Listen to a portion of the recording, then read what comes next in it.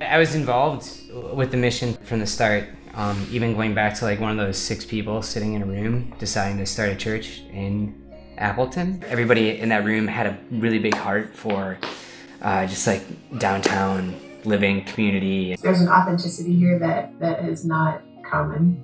People are just real. You feel much more open to be honest and truthful that way.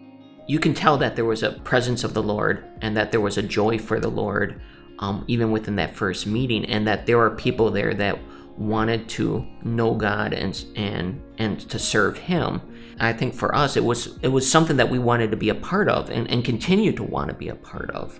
I kind of fell away from the church or going to church for many, many years. So I walked through the front doors here, I believe it was 2011, and I instantly felt at home. How this church serves people in the community.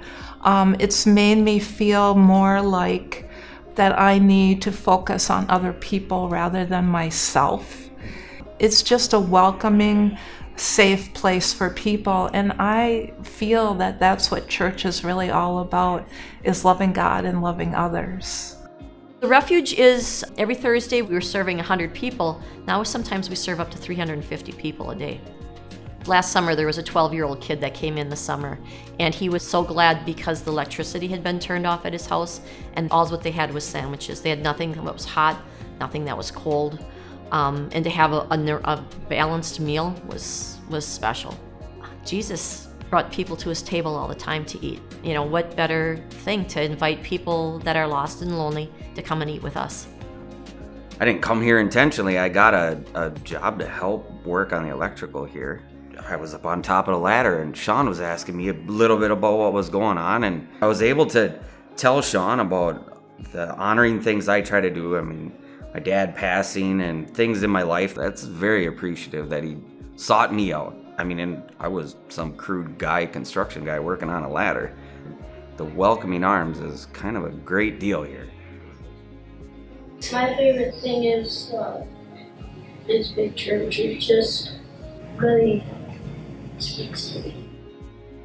I've been with the church ever since the very first service. I was only 2 years old at the time, but it was in Sean's living room, and I can't remember any of it. Being part of the church makes me very happy. I love this church. It's like my second home.